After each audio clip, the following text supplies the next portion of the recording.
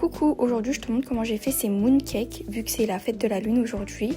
C'est une recette que j'ai regardée sur YouTube. Franchement je pensais pas que c'était aussi simple à faire, c'est juste une pâte à mochi avec de la crème aux œufs à l'intérieur. Je pensais avoir raté la garniture mais au final c'était hyper bon. Maintenant on passe à la recette, donc tu casses 3 œufs dans un saladier.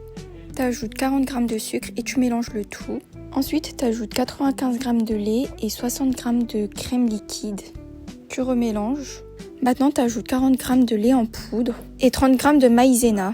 Tu remélanges une dernière fois et tu le verses dans une casserole. Tu ajoutes 50 g de beurre et tu le fais chauffer à feu doux. Là, tu remues bien sans t'arrêter. C'est vraiment important parce qu'on ne veut pas que la pâte devienne granuleuse comme moi. Là, je l'ai raté.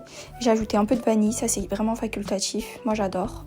Pour finir, on le laisse reposer dans le frigo pendant 2-3 heures.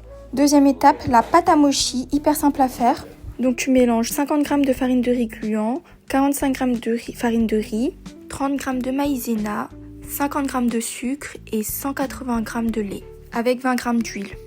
On mélange le tout et on le fait cuire à la vapeur pendant 30 minutes.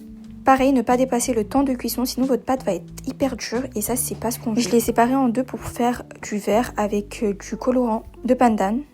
Tu fais des petits boules de 25 g pour la garniture et 20 g pour la pâte à mochi. Ensuite, tu viens envelopper, donc je suis pas vraiment une professionnelle comme vous pouvez le voir.